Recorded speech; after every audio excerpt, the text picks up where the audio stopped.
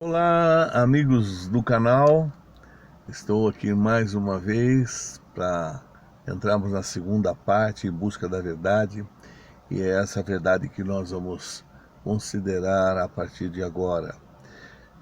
Mas antes de mais nada, gostaria de pedir que você se inscrevesse no canal, acionasse o sininho para ter a sequência daquilo que nós vamos colocar, as outras partes. Desse um like ou dislike, fizesse um comentário, para que eu possa continuar a ter um parâmetro daquilo que vocês estão achando da matéria. Vamos tentar fazer um vídeo curto e vamos dividir em duas partes porque nós vamos entrar agora na parte da fonte confiável para responder quem é Deus. E por que aquela pergunta ela foi colocada no mesmo parâmetro entre vida e morte? O que tem a ver isso com a vida ou com a morte? Para que você possa entender o que eu estou falando, primeiro nós temos que ver os 4 pilares. Primeiro, o que eu penso, o que eu falo, o que eu acredito e a minha fé.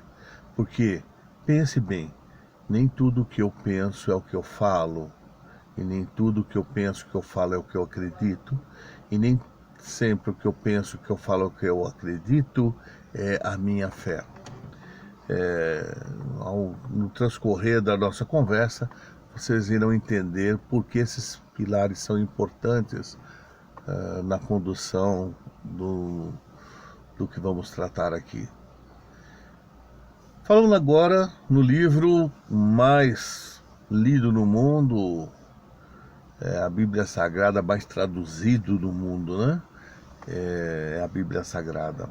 A Bíblia Sagrada, ela é considerada por muitos como um livro que fala a verdade. Ora, se nós estamos em busca da verdade, nós temos que considerar, em primeiro lugar, será que a Bíblia é um livro que nós podemos confiar de que ela fala a verdade? Bem, para isso nós temos que colocar a Bíblia em xeque. Sim, nós temos que ver se ela fala a verdade. Daí eu formulei 5 pilares que poderão alicerçar aquilo que nós vamos definir se é mentira ou é verdade.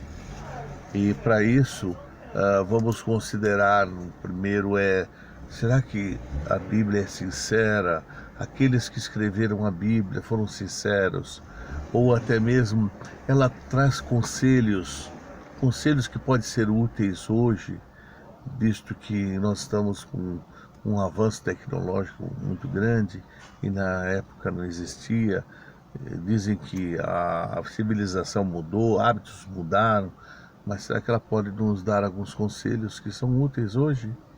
A outra questão seria, será que a história ela comprova realmente que a Bíblia é um livro que fala a verdade?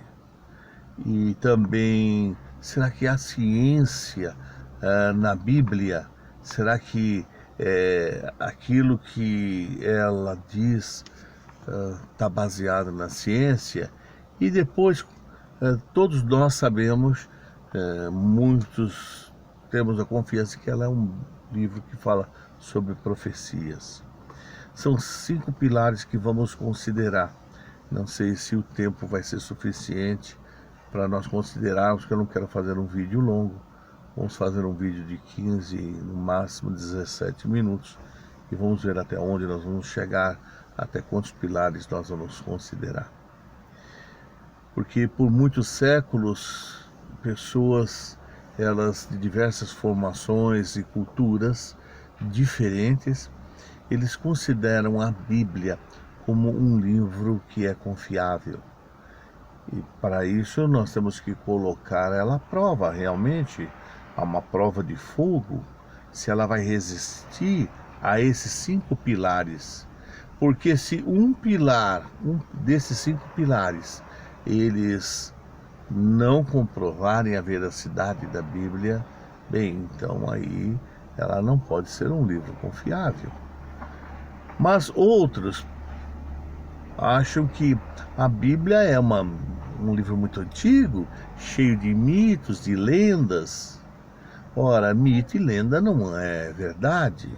Então, se a Bíblia realmente é cheia de mitos e de lendas, bem, então é um livro que nós não podemos confiar se quisermos achar a verdade sobre Deus, sobre Jesus Cristo, sobre o futuro, né? Enfim, a Bíblia ela teria que estar alicerçada, ou seja, protegida por esses 5 pilares, porque desses pilares irão surgir outros, questionando. Então, para que nós entendamos, temos que entender e nos aproximar deste livro um pouco. Vamos ver por que a Bíblia ela pode ser um livro confiável. Como é que você pode saber? Como é que você pode ter confiança de que a Bíblia é esse livro? Pense no seguinte, vamos imaginar que você tem um amigo. Esse amigo, por muitos anos, ele acompanhou a sua vida, por muitos anos ele acompanhou você, sempre foi sincero com você, sempre falou a verdade, a história, o modo de vida dele mostra que ele realmente fala a verdade. É um histórico que ele apresenta. E tudo aquilo que ele fala, dificilmente, aconselho que ele lhe dá, dificilmente ele erra. Daí então, este amigo que você tem, provavelmente, com certeza você vai confiar nele. Porque se ele em momento algum faltou com a verdade com você, então esse amigo ele é confiável. A pergunta é, será que a Bíblia é esse amigo para você confiável? Será que você pensa, fala, acredita e tem fé que a Bíblia Sagrada, essa daqui que eu tenho aqui, olha, essa Bíblia que eu ganhei, Bíblia Sagrada, é realmente esse livro? Bem, eu tenho sempre ela aqui comigo para fazer consultas. Lembra da Jéssica? Jéssica que tinha aquele problema com a filha. Lá no vídeo passado eu falei sobre ela, que a filha não podia comer amendoim, como é que ela fazia para não colocar em risco a vida da filha. E depois o mesmo procedimento que ela fez com a filha, um alimento com a filha, ela fez também quando estudou esse livro aqui, esse livro aqui, de formas que ela pôde alicerçar aquilo que ela pensa, aquilo que ela fala, naquilo que ela crê e na fé que ela teve e tem. Então vamos no primeiro pilar. Será que a Bíblia ela é sincera? Será que em algum momento ela não escondeu algo de mim, de você? Bom, para isso vamos testar a sinceridade da Bíblia. Se nós percorremos a Bíblia, nós vamos encontrar muitos relatos que falam a respeito deste assunto, da sinceridade da Bíblia. Veja que se você procurar, por exemplo, um livro histórico, nem sempre você vai encontrar a verdade. Não importa se são livros passados ou livros presentes. Por exemplo, você vai ver que faraós esconderam as suas derrotas, esconderam as suas dificuldades.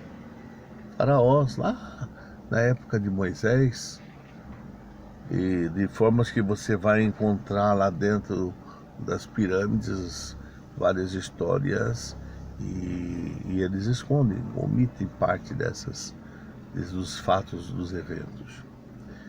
E Moisés não escondeu. Moisés, quando ele perdeu o favor do Criador, ele mostrou por que ele perdeu o favor do Criador. E por ele perder o favor do Criador, ele foi impedido de entrar na Terra Prometida.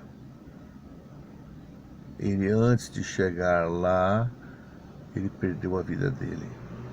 Por isso, entendemos sobre Deus, quem é Deus, poderá preservar a nossa vida. Um outro personagem que também é muito conhecido é Davi, e um pecado dele com Betseba. Você vê lá que ele levou Urias à morte para poder esconder o pecado dele, que era condenado no Pentateuco. E tanto ele quanto ela, segundo o Pentateuco, teriam de ser apedrejados, né? Depois de um julgamento. Ele não escondeu esse fato de que ele era um homem imperfeito e pecador. Mas vamos ver um outro Jonas, que praticou um pecado tão sério como o de Adão e Eva. Porque Adão desobedeceu uma orientação do Criador, uma ordem do Criador, de não comer do fruto proibido. Então, como ele comeu, ele desobedeceu, também Jonas desobedeceu uma ordem do Criador. Mas qual foi a diferença de Adão e de Jonas? Porque Jonas foi repreendido e perdoado, e Adão, ele foi repreendido, mas morreu. Por que ele morreu? Porque na realidade existe um pormenor aí, mostrando que o pecado dele não só tem uma morte para ele, mas as consequências é a transmissão daquilo que recebemos até hoje, que é a morte. E não escapamos dessa morte. E saber a verdade sobre Deus e sobre Jesus Cristo poderá nos dar a vida. Mas vamos lá, vamos na história de Jonas. Jonas era um profeta, e segundo a lei do Pentateuco, não era qualquer um que era designado como profeta. E o profeta tinha que falar a verdade, se ele fosse um profeta verdadeiro. E para que ele falasse a verdade, tudo aquilo que ele falasse também teria que ser colocado à prova. E se fosse verdade, ele seria um profeta do verdadeiro Deus. Agora, como é que nós sabemos que Jonas foi um profeta do verdadeiro Deus? Porque lá no livro de Jonas, no começo do livro, no capítulo 1, versos 1 até o 3, vocês vão encontrar que quem designou ele como profeta foi o próprio Criador, e deu uma ordem para ele que fosse a uma cidade chamada Nínive e fosse dar uma mensagem àquela cidade de que ela seria destruída. E todos nós conhecemos a história, né? Em vez de ele ir para Nínive, ele foi para Jope, desobedecendo ao Criador. Contudo, o Criador, ele repreendeu a Jonas por essa atitude quando ele estava lá no barco. Sim, no barco. Ele sabia que ele tinha pecado contra o Criador, assim como Adão sabia que tinha pecado contra o Criador, que ele tinha desobedecido a ordem do Criador. Só que Jonas, quando foi questionado, quando o barco estava quase naufragando, muitas pessoas iam morrer, ele não achou justo aquelas pessoas morrerem por causa dele. Daí ele confessou o pecado dele e disse qual seria a solução. E daí a história mostra que ele foi lançado no mar, um peixe engoliu ele, e lá dentro do peixe ele orava ao Criador pedindo perdão. O peixe lá dentro ele mostrou arrependimento aqui, no pensamento dele, e na fala, na atitude que ele teve até chegar dentro do peixe, mostrou arrependimento. Agora ele tinha fé de que o Criador poderia vir ao socorro dele, por isso ele orava. Se ele não tivesse fé, ele não iria orar ao Criador. Se ele não tivesse a certeza de que o Criador poderia mudar a atitude ou a sentença de morte dele. Isso nós vamos ver mais tarde, no próprio relato. Daí ele vai para Nínive, e a cidade, conforme nós sabemos, depois que o Criador, o peixe lança ele numa praia, aí ele vai até Nínive para cumprir com a designação ou a ordem do Criador. Lá ele dá mostra para a população que eles são pecadores e que o Criador iria destruir aquela cidade. Bem, daí depois de ele falar com o povo, ele foi embora, mas o rei de Nínive, ficando sabendo de que o Criador iria destruir aquela cidade, e eles nem eram adoradores do Criador, eles eram adoradores de falsos deuses, de ídolos, que não tinham nada a ver, mas eles se arrependeram do pecado que eles estavam cometendo. Por decreto criador, o rei, ele determinou que ninguém comesse, nem bebesse, nem homem, nem animal, ainda colocasse cinza sobre a cabeça para mostrar arrependimento. Enquanto Jonas subiu lá no morro, o Criador resolveu perdoar aquela cidade. Mas Jonas não sabia disso, e aí ele esperava agora a destruição da cidade. De formas que o sol castigava muito ele, e aí diz que o relato lá em Jonas capítulo 4 mostra que o cabaceiro, o Criador fez com que o cabaceiro crescesse, e numa noite o cabaceiro morreu. E Jonas começou a reclamar do sol quente, e sabendo que o Criador era perdoador, e que ele iria perdoar a cidade se ela se arrependesse. Daí veio agora a segunda repreensão, agora uma repreensão direta, mostrando que aquela cidade, ela não sabia a diferença entre a direita da esquerda.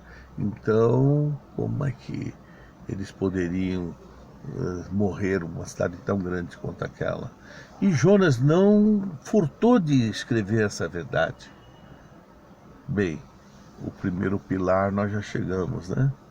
E vemos que a Bíblia é um livro confiável, porque ela é sincera nos seus escritos.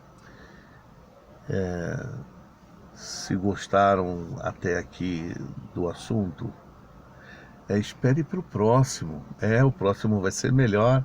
A terceira parte tem conselhos práticos, a Bíblia. Isso nós vamos ver na próxima parte, no próximo vídeo.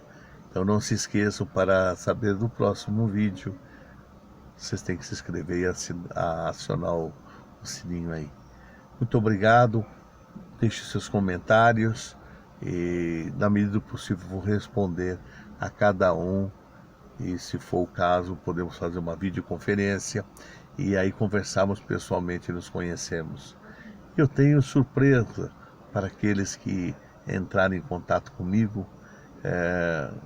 Vocês vão receber alguns presentes, ok?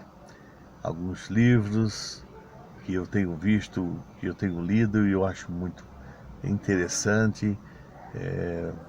Eu passarei alguns vídeos para que vocês possam confirmar a autenticidade da Bíblia, ok? Então, até o próximo. Muito obrigado e continue me acompanhando. Agora, no próximo, tem conselhos práticos da Bíblia. Será que ela tem? É o que nós vamos ver. Até lá, então.